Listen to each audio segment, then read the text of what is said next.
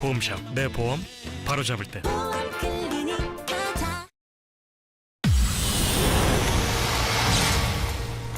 임동호 더불어민주당 전 최고위원이 오늘 두 번째로 검찰에 출석했습니다.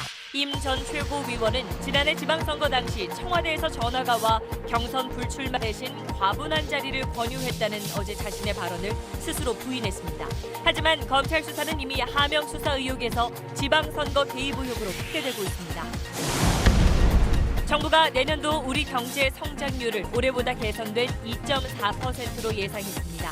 민간 기업 등으로부터 100조 원에 이르는 투자를 이끌어낸다는 계획입니다. 이세돌 구단이 국산 인공지능과의 두 번째 대국에서 패했습니다. 초반에 좀 너무 어처구니 없는 실수를 해서 너무 좀 쉽게 패배한 것 같아서 정말 아쉽습니다. 국산 AI 한돌과 1대1 무승부를 기록하고 있는 이세돌 구단은 모레 고향인 전남 신안군에서 마지막 대결을 펼칩니다. 조국 전 장관 딸의 표창장이 위조됐다고 주장했던 최성해 동양대 총장의 학위 5개 가운데 3개가 허위로 드러났습니다. 교육부는 동양대 학교법인 이사회에 최성해 총장의 면직을 요구했습니다. 아시안게임 수영에서 금메달 5개를 땄던 최윤희 한국체육산업개발 대표이사가 문화체육관광부 2차관에 임명됐습니다. 국가대표 출신이 차관에 임명된 건 타격선수였던 박종일 문체부 2차관에 이어 두 번째입니다. 조국 전 장관의 부인 정경심 교수의 재판에서 법원과 검찰 갈등이 더 커지고 있습니다. 오늘 공판에선 재판부와 검사들 사이 오선이 오가기도 했습니다. 1930년대 말 일본 정부의 각 부처가 중국을 침략한 일본군의 요구대로 체계적인 위안부 공급 작전을 세웠다는 사실이 당시 문서를 통해 확인됐습니다.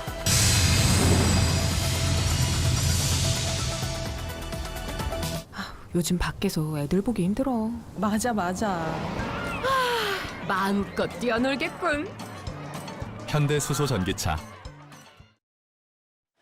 작년 울산시장 선거 때 청와대 역할을 놓고 계속 논란이 이어지고 있습니다. 어제 전해드렸던 임동호 전 민주당 최고위원, 저희한테는 울산시장 당내 경선에 안 나가는 대가로 청와대의 높은 사람이 과분한 자리를 제안했다고 말을 했고, 다른 언론엔 그게 공기업 사장 자리였다 혹은 일본의 총영사 자리였다 등등의 여러 말을 해서 지금 의혹의 중심에 섰습니다.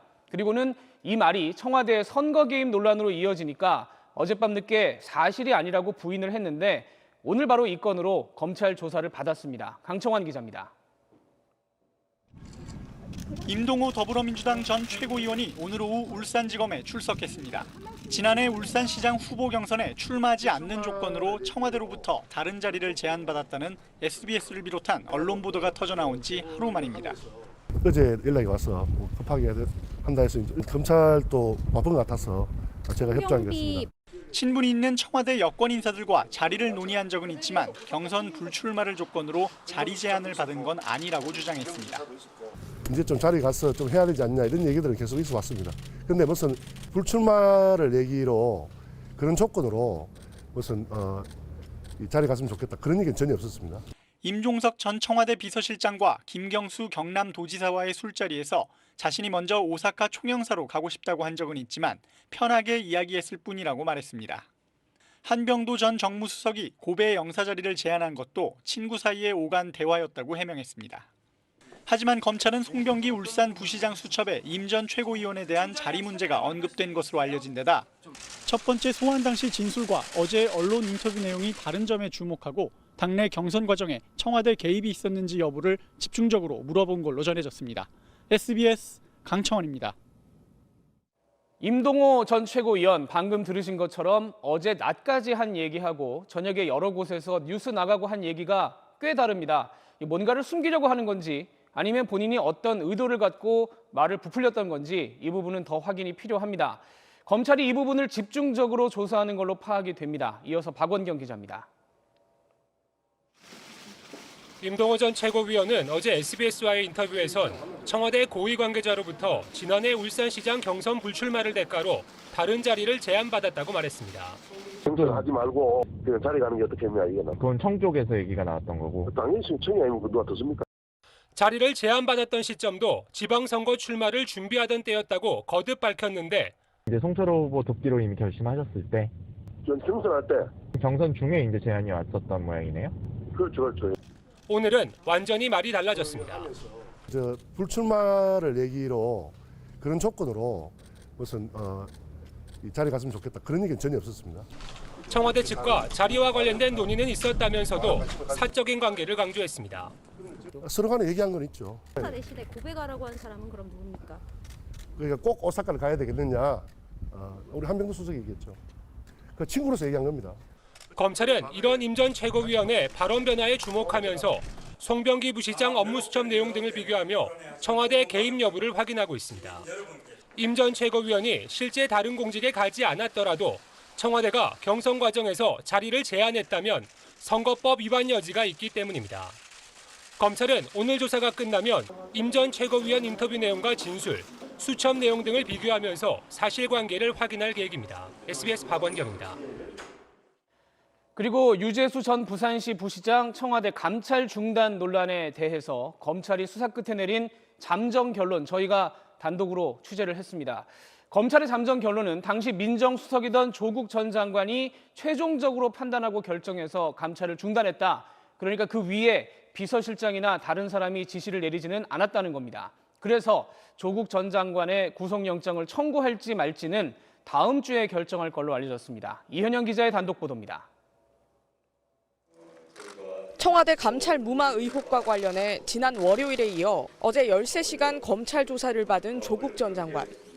조 전 장관은 검찰 조사에서 사안이 경미하다고 생각해 임종석 당시 비서실장 등 윗선엔 보고하지 않았고 지시도 받은 적 없다고 진술한 걸로 알려졌습니다. 검찰도 이 진술을 뒤집을 만한 구체적인 정황이나 증거를 찾지 못한 걸로 전해졌습니다. 이에 따라 당시 청와대에서 조 전 장관보다 윗선이 감찰 무마에 개입하지는 않은 걸로 잠정 결론을 내린 걸로 알려졌습니다. 감찰 중단 결정이 이루어진 과정을 밝히는 수사도 마무리되고 있습니다. 조 전 장관은 감찰 중단 결정이 백원우 당시 민정비서관과 박형철 반부패 비서관 3명의 협의로 이루어졌다는 입장을 유지하고 있는 걸로 알려졌습니다. 하지만 검찰은 이른바 3인 회의 실체는 사실상 없었던 걸로 보고 있습니다. 당시 조 전 장관이 백원우 비서관과 협의해 감찰 중단을 결정한 뒤 박형철 비서관에게 이를 지시했다는 게 검찰의 판단입니다. 이에 따라 감찰 중단 결정을 내린 뒤 소속기관 이첩 등 기본 조치를 취하지 않은 조 전 장관에 대해 직권남용 혐의 적용을 검토하고 있습니다. 검찰은 다음 주쯤 조 전 장관에 대한 구속영장 청구 여부를 결정할 방침입니다. SBS 이현영입니다. 정부가 내년에 경제 성장률을 2.4%까지 끌어올리겠다고 발표를 했습니다. 나라 밖에서는 미국하고 중국하고 화해 기운도 있고 해서 반도체 수출이 늘 것 같다고 전망을 했고요. 나라 안에서도 정부 돈과 기업 돈 합쳐서 100조 원을 투자하겠다는 대책을 내세웠습니다. 또 소비도 늘리기 위해서 국내 여행 갔다 오면 세금을 깎아준다든가 하는 여러 가지 아이디어를 내놨는데 국민들 실생활과 관련이 있는 내용들부터 박찬근 기자가 정리를 했습니다. 정부는 우선 소비를 살리기 위해 파격적인 세제 혜택을 제시했습니다. 먼저 내년 상반기 동안 10년 이상 된 노후 자동차를 팔고 새 자동차를 사면 개별 소비세의 70%를 할인받습니다. 노후 차량을 처분하고 2천만 원짜리 새 차를 살 경우 개별 소비세 5%, 100만 원 중 70만 원을 절약할 수 있는 겁니다. 5년째 뚜렷한 성과를 내지 못하고 있는 한국판 블랙 프라이데이, 코리아 세일 페스타도 직접 지원합니다. 행사 기간 중 하루를 정해 인기 품목의 부가가치세, 즉 물건값의 10%를 소비자에게 돌려줄 방침입니다. 현재 인천공항만 시범 운영 중인 입국면세점을 전국으로 확대하고 한 사람당 한 보루에 한해 담배 판매를 허용하기로 했습니다. 에너지 효율 가전제품을 살 때에는 구매 금액 일부를 환급하는 방안도 포함됐습니다. 또 국내 관광 활성화를 위해 여행 숙박비도 도서, 공연비처럼 소득공제를 추진합니다. 최근 소비 심리가 개선 흐름을 보이고 있는 만큼 국내 소비, 관광 중심의 내수 진작에도 최대한 역점을 두겠습니다. 정부는 외국인 관광객 2천만 명 유치를 위해 무비자 체류 허용 등 비자 제도도 개선할 계획입니다. SBS 박찬근입니다. 내수 살리겠다는 대책들 쭉 봤는데 오히려 더 중요한 건 국민들이 돈을 잘 벌어야 쓸 수가 있겠죠. 특히 위로 어른들 모시고 아래론 자녀들 챙기면서 돈 나갈 곳 투성이인 40대들이 오히려 올해 일자리가 줄어서 꽤 고생이 컸습니다. 정부가 이 40대들 맞춤형 특별 일자리 대책을 또 내놓겠다고 발표를 했습니다. 이어서 화강윤 기자입니다. 오늘 확대 경제장관 회의를 직접 주재한 문재인 대통령은 40대의 일자리 문제 해결을 특히 강조했습니다. 무엇보다 일자리의 질이 더 좋아져야 합니다. 40대와 최저후보의 고용 구준에서 벗어나야 합니다. 지난해 뚝뚝 떨어지던 고용 지표가 올해 양적인 회복세를 되찾았지만 경제의 허리로 불리는 40대 고용률은 22개월 연속 줄었습니다. 정부는 내년부터 40대 채용 실적이 우수한 기업에 인센티브를 부여하고 직업 상담과 훈련 기회를 늘리기로 했습니다. 40대 창업 기업에 세무와 회계 지원을 받을 수 있는 연 100만 원 상당의 바우처를 제공하는 등 창업 지원도 확대합니다. 40대가 어떻게 보면은 창업할 때 제일 성공할 확률이 높은 세대이기도 합니다. 경험도 많고. 정부는 종합적인 실태조사와 함께 현장의 의견 수렴을 거쳐 늦어도 내년 3월까지는 40대 맞춤형 고용 대책을 마련하겠다고 밝혔습니다. 맞춤형 직업교육과 생계비 지원을 강화하는 내용이 될 것으로 보입니다. 정부는 또 일자리가 줄어드는 연초, 취약계층 소득 안정을 위해 노인 일자리 74만 개 등 정부 재정을 통한 직접 일자리 94만 5천 개를 만들기로 했습니다. SBS 화강윤입니다. 네, 박민아 경제정책팀장하고 좀 더 얘기를 해보겠습니다. 자, 박 팀장, 이 발표 내용을 구체적으로 좀 보면 투자, 소비 이런 게 굉장히 강조가 됐고 반대로 소득주도 성장 이 문장 얘기는 별로 안 보이는 게 굉장히 눈에 띕니다. 오늘 대통령이 우리 경제가 옳은 방향으로 가고 있다 이런 얘기를 했으니까 네. 어떤 정책의 전환이라기보다는 무게중심의 이동 이런 표현이 적절할 것 같습니다.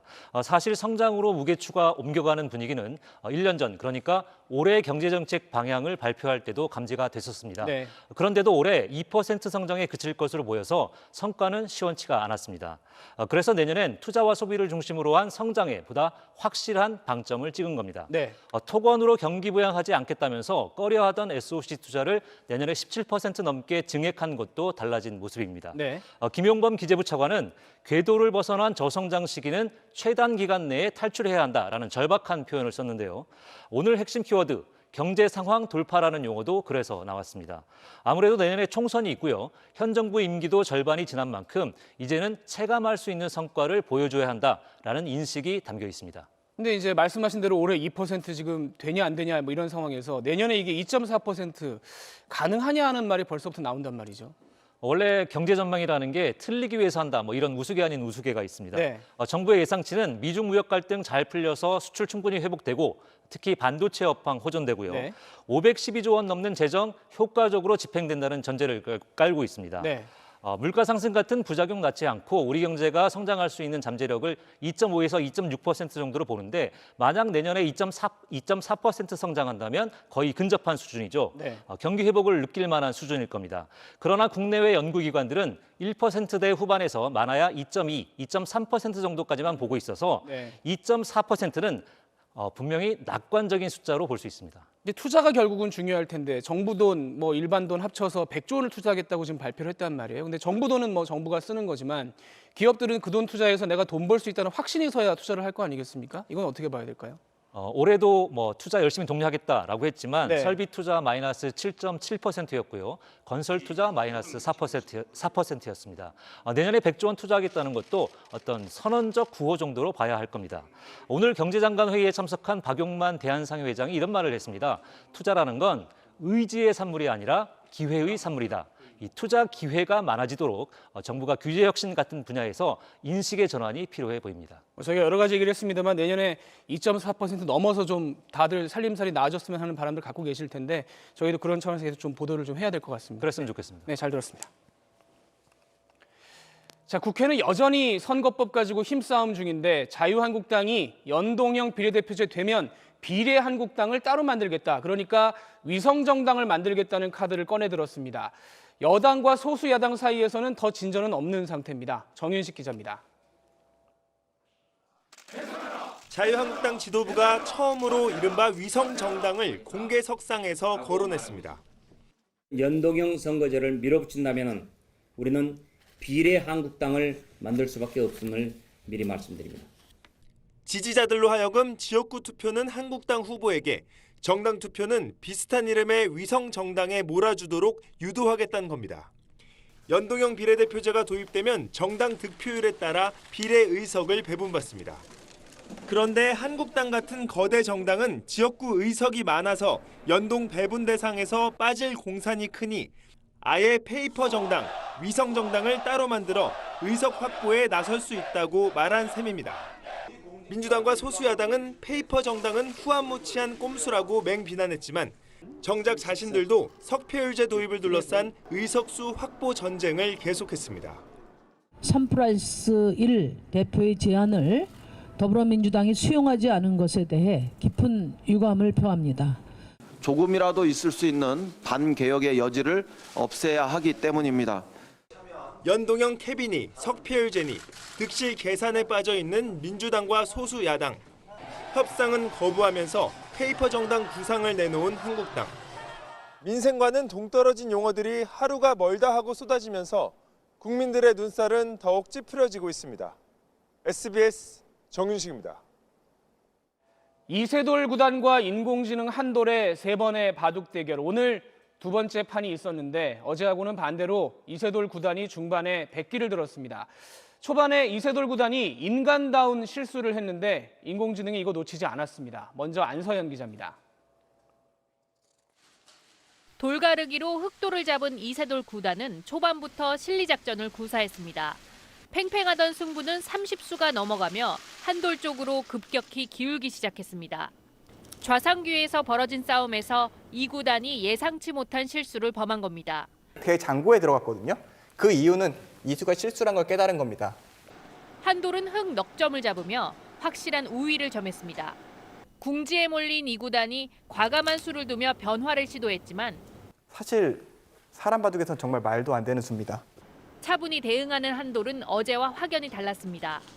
작은 실수를 파고들어 주도권을 잡은 한돌은 승률 그래프가 90% 가까이 육박할 만큼 일찌감치 승리를 예감했습니다. 지금 AI 스스로가 판단한 형세 판단 그래프로 봤을 때는 38수까지 89.4%의 승률까지 올라갔단 말이죠. 연거푸 꺼내든 승부수들로도 뒤집기에 실패하자 이 구단은 122수 만에 패배를 인정했습니다. 정말 초반에 좀 너무 어처구니 없는 실수를 해서 너무 좀 쉽게 패배한 것 같아서 정말 그 부분이 정말 아쉽습니다. 1승씩 나눠 가진 이세돌 구단과 한돌은 모레 이 구단의 고향인 신안에서 최종 승부를 겨룹니다. 다시 1국 때처럼 2점을 놓고 두는 젖바둑으로 진행되지만 이 구단이 전혀 다른 스타일의 바둑을 예고한 만큼 승부 예측은 한층 더 어려워졌습니다. SBS 안서연입니다. 보신 것처럼 초반에 실수를 한 이세돌 구단, 이걸 만회를 하기 위해서 다양한 수를 둬봤습니다. 상대가 사람이었으면 이게 무슨 뜻이지? 한참 생각을 하게 만들 수를 연달아 뒀는데 인공지능은 역시 무덤덤하게 계산대로 또 돌을 더 나갔습니다. 정다은 기자입니다. 실수를 직감한 이세돌 구단이 고개를 절레절레 흔듭니다. 10분이 넘는 장고 끝에 마침내 이 구단이 돌을 내려놓습니다. 누구도 예상치 못한 회심의 한 수. 한 번 실수를 했다고 생각을 하자마자 완전히 흐름 바꾸는 수를 선택을 했는데요. 당장 자신의 돌이 죽을 수 있는데도 과감하게 국면 전환을 꾀한 겁니다. 지금 뭔가 인공지능의 버그라든가 혹은 좀 확률을 좀 바꾸기 위해서 좀 선택한 수라고 저는 생각이 돼요. 실수를 만회하고 승부를 돌리려면 평범하게 두어선 안 된다고 판단한 겁니다. 이때부터는 이 구단 특유의 흔들기 시간. 이세돌 구단 특유의 뭔가 작전이 시작이 됐습니다. 한돌의 세력 확장을 견제하며 약점을 집요하게 파고들었지만 냉철한 한돌에게 오늘은 빈틈이 없었습니다. 연이은 변칙 공격에도 미동도 하지 않자 초조해진 건 오히려 이 구단이었습니다. 이세돌 다운 바둑을 두고 싶었는데 뭔가 판을 짜내기가 너무 어려워가지고요. 마지막까지 한돌의 대마를 잡기 위해 안간힘을 썼지만 속수무책이었습니다. 감정 없이 차가운 인공지능의 철벽 방어 앞에 최강 인간은 결국 고개를 묻고 말았습니다. SBS 정다은입니다. 여전히 논란거리인 동양대 상장입니다. 최성해 동양대 총장. 본인은 조국 전 법무장관 딸한테 이거 준 적이 없다고 말해서 뉴스의 중심에 섰었는데 역으로 본인도 이 표창장 밑에 적은 교육학 박사 딴 적 없지 않느냐는 허위 학력 논란에 휩싸였습니다. 교육부가 조사를 한 결과 허위 학력 맞다. 그러니까 총장직 내놓으라는 결정을 내렸습니다. 한지연 기자입니다. 조국 전 장관 딸의 동양대 표창장이 위조됐다고 주장했던 최성해 동양대 총장. 교육자적인 양심을 택했습니다. 그거 보고 제가 이건 거짓말도 못합니다. 왜냐하면 1년 번호가 달라요. 학력이 허위라는 의혹이 불거지면서 정치권에서도 논란이 됐습니다. 진상조사에 착수한 지 2개월, 교육부는 최 총장의 학위 5개 가운데 3개가 허위라고 결론 내렸습니다. 워싱턴 침례대 학사와 석사를 제외한 단국대 학사, 미국 템플대 경영학 석사, 워싱턴 침례대 교육학 박사가 허위였다는 겁니다. 동양대 설립자의 아들인 최 총장은 25년 동안 총장직을 연임했는데 연임을 결정하는 학교법인 이사회와 교육부 임명 보고 때도 허위 학력이 기재된 서류를 제출했습니다. 동양대 표창장에도 교육학 박사라고 표기했습니다. 교육부는 학교법인의 면직을 요구했습니다. 하지만 최 총장은 총장의 자격 요건에 학위가 있다면 허위지만 그런 조건은 없는 만큼 이의 신청을 하겠다고 밝혔습니다. 법적으로는 아무 하자가 없기 때문에. 기재를 근데 조금 잘못하셨잖아요. 그 부분은 어떻게 인정을 하시나요? 그거는 인정해야죠. 동양대 측은 교육부에 공문이 오면 법적 하자 여부를 판단할 것이라며 학교에 미칠 파장을 우려했습니다. SBS 한지연입니다. 네, 이 방금 보신 표창장 위조 혐의를 놓고 오늘 법원에서는 정경심 교수 재판이 이어졌는데 판사하고 검사들이 목소리를 높여가면서 싸우는 일이 벌어졌습니다. 굉장히 이례적인 일인데 오늘 법정에 들어가서 이 장면을 직접 지켜본 배준우 기자가 나와 있습니다. 자, 배 기자, 발단이 공소장이라고 검찰이 정경심 교수 재판에 넘길 때 언제 어디서 어떻게 잘못을 했다 이렇게 적은 글이 있는데 나중에 수사를 해보니까 그게 아닌 것 같다. 그래가지고 시간, 장소, 등장인물 바꾸겠다고 했는데 판사가 안 된다고 하면서 이렇게 갈등이 시작이 된 거죠. 네, 그렇습니다. 검찰이 정경심 교수를 기소하면서 공소시효 이 문제 때문에 수사가 진행 중인 과정에서 일단 일부 혐의를 먼저 기소를 했습니다. 그리고 여기에 추가 수사를 벌여서 정확한 범죄 시점 그리고 추가 범행 내용 또 공범 관계 이런 것들을 보강을 해서 공소장을 고치겠다. 이렇게 지난달 말에 재판부에 신청을 했습니다. 근데 이제 재판부 반응이 이렇게 되면은 같은 범죄로 볼 수 없지 않느냐. 그래서 공소장 변경을 안 되겠다 불허를 했고 결국 검찰이 추가로 기소를 하면서 갈등이 시작된 겁니다. 그러니까 추가 기소를 했다는 거는 표창장 위조 사건 한 건을 놓고 처음에 판사에서 냈던 혐의는 그대로 놔두고 나중에 수사에서 달라진 내용은 또 따로 이제 이중으로 기소를 했다 이런 상황인 건데 그것도 좀 특이한 상황인데 여기에 더해서 재판 기록 가지고 또 갈등이 있었다고요? 네, 검찰이 그래서 이의를 제기하는 차원에서 재판을 시작하기 전에 의견서를 하나 제출했습니다. 이게 어떤 내용이냐면 앞서 말씀드렸던 법원이 공소장 변경을 불허할 때 검찰이 매우 강하게 항의를 했는데 그 재판 내용을 기록해야 되는 공판 조서라는 것에 이 내용이 빠져 있었다는 겁니다. 항의를 했다는 내용을 뺐다. 네, 그렇습니다. 지금 보시는 것처럼 이제 재판장이 피고인이나 검찰이 이의를 제기하면은 그 이의 유무를 확인하게끔 되어 있는데 검찰이 이의를 제기했음에도 안 한 것처럼 되어 있다 이런 말씀입니다. 그리고 이것뿐만이 아니라 재판부가 정경심 교수 측에 수사 기록을 복사해주지 않으면 보석 그러니까 풀어줄 수 있는 것까지 고려할 수 있다 이렇게 말을 했는데 이 내용까지 뺐다는 겁니다. 그래서 검찰의 주장 내용을 요약을 해보면 법원이 공판 조서를 허위로 기재하거나 누락을 했고 그리고 재판의 중립성을 어겼다는 게 검찰 주장입니다. 법원에다가 왜 누락했는지 물어봤지만 답이 없었습니다. 그러니까 한마디로 말하면은 검사들 얘기는 판사가 피고인 편 든다. 그러니까 이제 못 믿겠다는 뜻인데 이거를 오늘 재판을 받으면서 면전에서도 얘기를 하려고 했다면서요. 네, 이런 내용을 담은 의견서를 검사가 법정에서 직접 읽으려고 했습니다. 근데 재판부가 불허를 했기 때문에 또 충돌을 한 겁니다. 검사들이 일어나서 이런 재판이 어디 있냐 이렇게 언성을 높여서 항의를 했고요.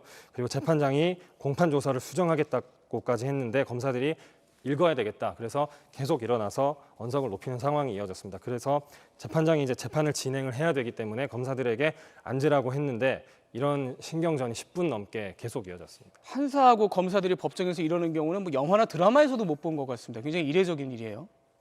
네, 오늘 공판이 이제 본격적인 재판을 준비하기에 앞서서 재판을 준비하는 4번째 준비 기일인데요. 네. 특히 오늘 그동안에 계속됐던 양측의 이런 쌓였던 감정이 폭발한 것 같습니다. 검찰의 입장을 들어보면 재판부가 편파적으로 재판을 한다. 그래서 기피 신청해야 하는 것 아니냐. 이런 얘기까지 나오고 있고요. 그래서 앞으로 남은 재판이 순조롭게 진행될 수 있을지 불투명해 보입니다. 기피 신청을 한다는 얘기는 다른 판사한테 재판을 받겠다는 건데 만약에 그렇게까지 간다면은 재판이 꽤 길어질 것 같습니다. 이거 지켜봐야 되겠네요. 네, 잘 들었습니다. 네, 오늘 문화체육관광부 차관 인사가 있었는데 40대 이상은 잘 알만한 스포츠 선수가 뽑혔습니다. 바로 아시안게임 5관왕 수영 선수 출신 최윤희 씨입니다. 김민정 기자입니다. 최윤희 선수는 아시아 최고 기록을 깨뜨리고 2관왕이 됐습니다. 지난 86년 서울 아시안게임에서 당시 19살의 최윤희 선수는 배영 100m와 200m를 석권했습니다.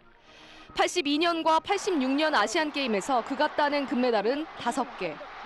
아시아의 인원은 그렇게 탄생했고 은퇴 이후인 지난 91년엔 13살 연상의 가수 유현상 씨와 깜짝 결혼하기도 했습니다.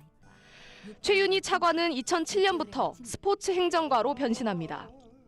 대한올림픽위원회 상임위원을 맡아 인천 아시안게임 유치에 힘을 보태는 등 체육단체에서 활동하던 그는 지난해 7월 국민체육진흥공단 자회사인 한국체육산업개발의 첫 여성 대표로 취임했습니다.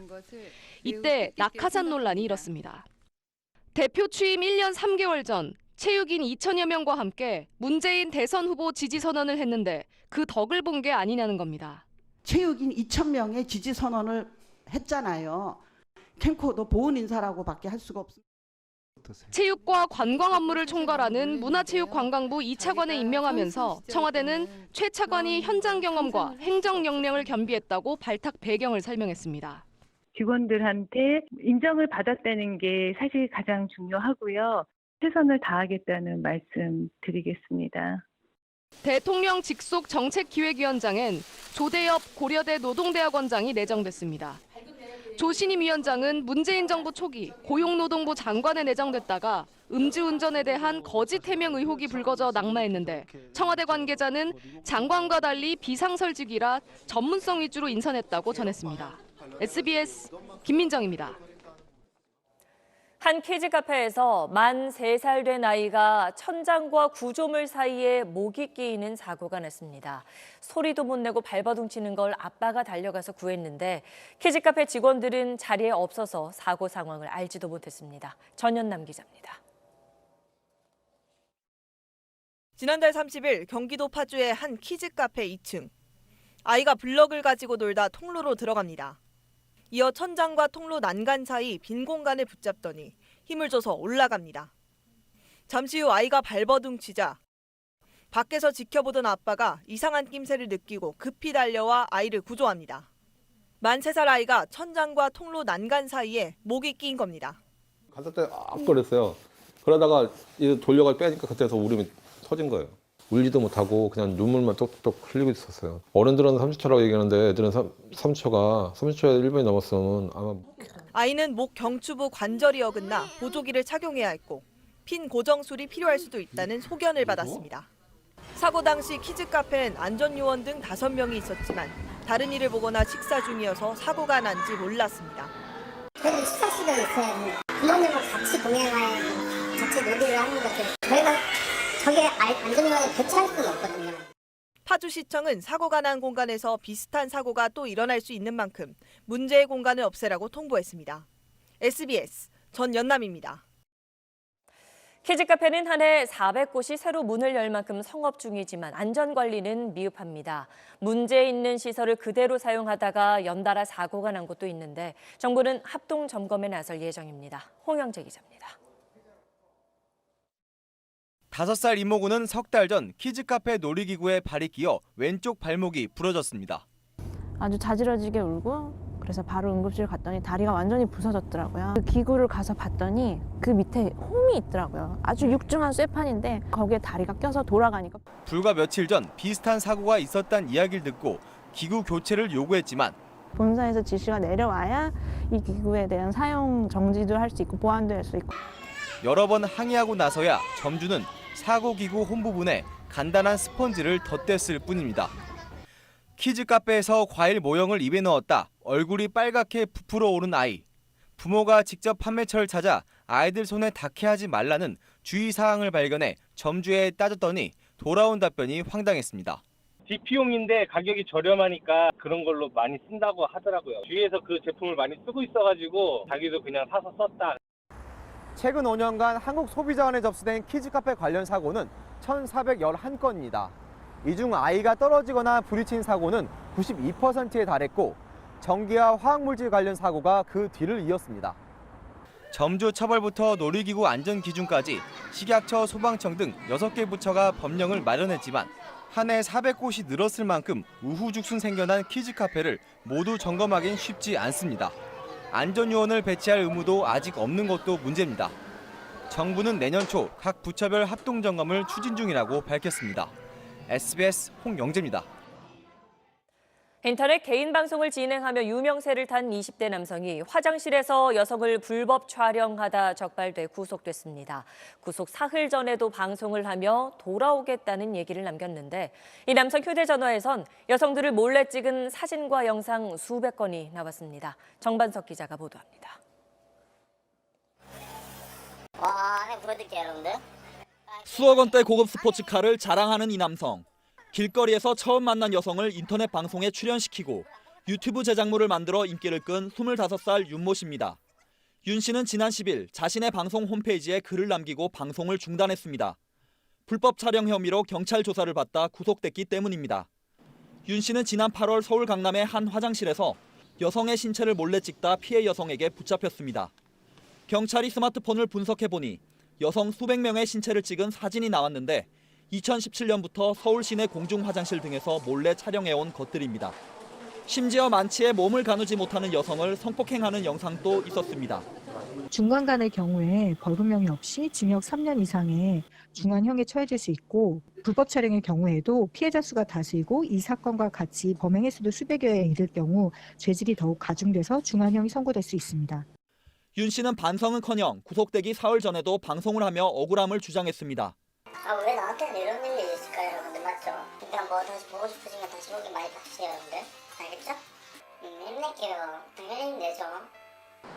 경찰은 2017년 이전에도 범행이 있을 수 있다고 보고 보강 수사를 벌이고 있습니다. SBS 정반석입니다. 절도 혐의로 붙잡힌 피의자가 병원에 가야겠다고 요청한 뒤 경찰 감시가 소홀한 틈을 타 달아났습니다. 수갑도 제대로 채워지지 않은 상태였는데 부산경찰에 비상이 걸렸습니다. KNN 정기형 기자입니다. 맨발의 남성이 주택가를 달립니다. 경찰이 뒤를 쫓습니다. 먼저 지친 듯 경찰의 속도가 느려집니다. 오늘 아침 8시쯤 절도범이 경찰의 감시가 소홀한 틈을 타 달아나는 현장입니다. 훔쳐가고 고개를 숙이고 이렇게 막 하다가 그냥 뿌리치고 도망갔어요. 도로 중앙을 넘어가 저 골목으로 없다고 경찰도 따라가고. 달아난 A씨는 지난 15일 빈집털이 절도 혐의로 붙잡혔습니다. 유치장에 수감됐는데 오늘 새벽에 배가 아프다고 호소해서 병원을 찾았습니다. 기운이 없다고 해서 휠체어로 이동했습니다. 경찰 호송차에 다시 태우려는 순간 도망간 것입니다. 도주를 하는 순간에 도로에서 차가 달려와서 바로 쫓아가지 못했다는 것이 경찰의 변명입니다. 형사 몇 명의 어이없는 잘못에 현재 부산경찰 관내 전역에 비상이 걸렸습니다. A씨의 손에는 수갑도 제대로 채워져 있지 않았습니다. 도주 경위와 경로를 제대로 파악하고 있지 못한 경찰은 최대한 빨리 붙잡겠다는 말만 반복하며 사건을 숨기기에만 급급합니다. KNN 정기영입니다. 큰 인명피해가 발생한 상주 영천고속도로 연쇄 추돌 사고와 관련해 경찰이 사고 경위를 일부 공개했습니다. 승용차가 미끄러지며 갓길에 멈춰서고 그 뒤로 다른 차량들이 줄줄이 부딪혔다는 겁니다. 경찰은 그에 앞서서 1차로에 서 있던 의문의 승용차와 관련해서도 수사를 이어가고 있습니다. 안희재 기자입니다. 상주 영천고속도로 영천 방면 연쇄 추돌 시작은 승용차 한 대가 중심을 잃으면서부터였습니다. 내리막길을 달리던 승용차는 1, 2차선을 오가며 흔들리다 쭉 미끄러지며 중앙 분리대를 들이받은 뒤 한 바퀴를 돌아 갓길에 멈춰섰고 1분쯤 뒤 뒤따르던 차량이 잇따라 부딪혔다는 게 경찰 설명입니다. 차량이 미끄러져 사고가 났다는 점에서 빙판길 사고로 결론이 날 가능성이 커진 겁니다. 이보다 앞서 사고가 나 1차로에 정차했던 차량에 대한 조사도 진행 중입니다. 경찰은 운전자 A씨를 오늘 참고인 신분으로 불러 연쇄 추돌과의 연관성을 조사했습니다. 경찰은 A씨가 사고 직후 현장을 벗어나지 않고 남아 있었으며 당일 오후에야 견인 차량으로 차를 옮긴 사실을 확인했습니다. 경찰은 A씨 차량이 연쇄 추돌 사고에 영향을 줬는지 여부를 파악하기 위해 뒤이어 사고가 난 승용차 운전자도 조사했습니다. 경찰은 국립과학수사연구원의 화재 차량 감식 결과를 기다리는 한편 차량 블랙박스 등을 수집해 분석을 이어가고 있습니다. SBS 안희재입니다. 일제시대 중국을 공격하던 일본군이 병사 70명당 위안부 1명씩을 요구했다는 당시 기밀 문서가 있다고 어제 전해드렸는데요. 저희 취재진이 문서를 좀 더 들여다봤더니 일본군의 요구처럼 일제가 위안부 공급 계획을 세우고 부처 간에 공유도 했던 것으로 확인됐습니다. 도쿄 유성재 특파원입니다. 1938년 6월 7일 중국 산둥성 진안의 일본 총영사가 당시 외무상 우가키에게 보낸 문서입니다. 일본군의 중국 진출에 따라 예기와 작부, 즉 노래하고 술 따르는 여성의 수요가 증가하고 있다며 5월 말에는 일본인과 조선인을 합해 438명으로 늘어났다고 보고했습니다. 그러면서 장래 주둔군이 더 늘어나면 이 지역에 특수부녀 500명을 집중해야 한다고 보고했습니다. 이른바 특수부녀는 위안부를 달리 표현한 말입니다. 같은 해 6월 말 외무성이 내무성으로 발송한 다른 문서에는 중국으로 이동하는 여성들이 조선과 만주에서 신분 증명서 발급을 기다리는 경우가 적지 않다는 내용도 나옵니다. 일제가 중국 내 일본군의 희망을 시시각각 반영해 위안부 공급 계획을 짜고 정부 부처 간에도 관련 정보를 공유했다는 증거입니다. 軍だけじゃなくて国家機関全が協力しながら慰安婦制度を運用していた。この慰安婦制度というのはその日本の国家ぐるみの行動であるという指導だというふうに言えると思います。 그러나 아베 총리는 문서의 내용이 보관 중인 원본과 완전히 일치하지는 않는다고 밝혔습니다. 그런데 대체 어디가 어떻게 다른 건지는 구체적으로 밝히지 않아서 계속 사실을 은폐하려는 의도 아니냐는 분석도 나옵니다. 도쿄에서 SBS 유성재입니다. 스티븐 비건 미 국무부 대북정책 특별대표가 우리나라와 일본에 이어 오늘 중국 베이징을 전격 방문했습니다. 과연 중국에 있는 동안 북미 접촉이 이루어질지에 큰 관심이 쏠리고 있습니다. 베이징 정성엽 특파원이 보도합니다. 오늘 오후 도쿄에서 출발한 비건 특별대표가 베이징 공항에 도착했습니다. 표정은 여유로웠지만 취재진의 질문엔 말을 아꼈습니다. Sorry guys. I'm not going to say anything, guys. So. 비건 대표는 한반도 문제 중국 측 대화 상대인 러자후이 외교부 부부장과 만났습니다. 지난 5월 임명된 러 부부장과는 첫 만남입니다. 비건 대표는 대북 제재 완화 결의안을 제출한 중국에 대해 단일 대우 유지를 강조한 걸로 알려졌지만 러 부부장은 제재 완화의 필요성을 거듭 주장했습니다. 维护半岛和平稳定是一个最好的方案。 두 사람의 상견례 자리보다 정작 관심은 베이징 체류 기간 동안 북미 간 접촉 성사 여부에 집중됐습니다. 비건 대표 도착에 맞춰 북한 측 움직임이 아직 포착되진 않았지만 북미 접촉 시도가 중국의 협조 아래 계속 이어질 거란 관측이 높습니다. 자연스레 내일 오전 예정돼 있는 평양 베이징 간 고려항공 왕복 항공편에도 관심이 집중되고 있습니다. 최선희 제1부상을 비롯한 북측 인사가 이 비행편으로 베이징에 올지 비건 대표가 이 비행편으로 평양으로 들어갈 가능성도 제기되고 있습니다. 북한이 미국에게 성탄절 선물을 언급하며 긴장 수위를 높인 가운데 성탄 전 사실상 마지막 협상 기회가 이곳 베이징에서 성사될지 관심이 집중되고 있습니다. 베이징에서 SBS 정성엽입니다. 트럼프 미국 대통령의 탄핵 소추안이 미 하원을 통과했습니다. 권력 남용과 의회 방해 혐의인데 앞으로 상원 표결 절차가 남아 있습니다. 워싱턴 연결해서 더 알아봅니다. 김수영 특파원, 일단 오늘 미 하원 상황부터 정리해 주시죠. 야당인 민주당은 두 가지 혐의를 걸어서 트럼프 대통령에 대한 탄핵 소추안을 발의했는데요. 우크라이나 대통령에게 전화를 걸어 정적인 바이든 전 부통령에 대한 수사를 압박하고 군사 원조를 지렛대로 사용했다는 권력 남용 혐의, 그리고 이를 조사하는 의회의 활동을 방해했다는 혐의, 이렇게 두 가지입니다. 하원은 민주당이 다수당이어서 두 안건 모두 의석 절반인 216명을 넉넉하게 넘겼습니다. 미 하원이 대통령 탄핵 소추안을 가결한 건 1868년 앤드류 존슨 대통령, 그리고 1998년 빌 클린턴 대통령에 이어 이번이 세 번째입니다. 닉슨 대통령은 탄핵 가결이 확실시되자 하원 표결 직전 스스로 물러났습니다. 네, 트럼프 대통령 탄핵안은 이제 상원 표결에 붙여질 텐데 어떻게 될 것 같습니까? 탄핵이 최종 결정되려면 상원에서 재적 의원 3분의 2 이상의 동의를 얻어야 합니다.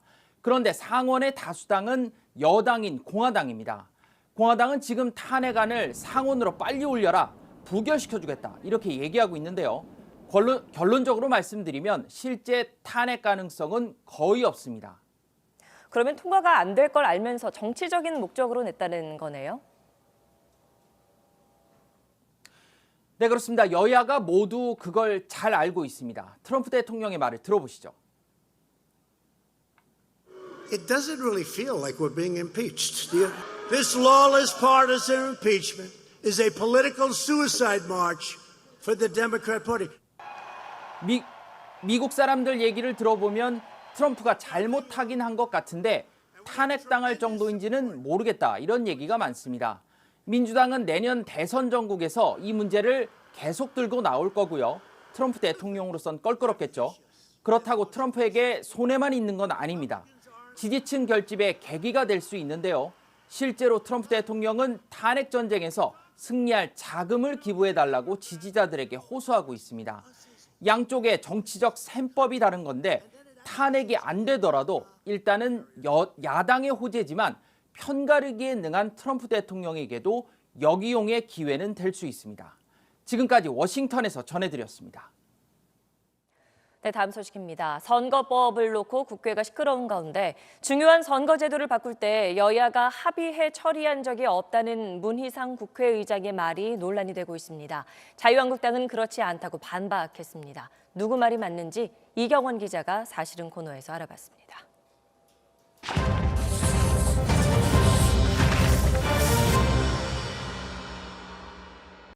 선거법을 둘러싼 여야 갈등이 워낙 첨예하다 보니 역사적 사실도 논란이 되고 있습니다. 그래서 87년 민주화 이후 선거법이 어떻게 처리됐는지 모두 살펴봤습니다. 총 52건의 선거법 개정안이 처리됐는데 여야 극심한 대립이 있었던 사례가 13건이었습니다. 나머지는 큰 쟁점이 없어서 싸울 일이 없었습니다. 이 13건 모두 진통이 컸는데 10건은 어떻게든 합의 처리가 됐고 3건은 합의가 안 됐습니다. 3건 사례 구체적으로 보면 1988년 13대 총선은 지금처럼 한 지역구에서 한 명만 뽑는 소선거구제로 바뀝니다.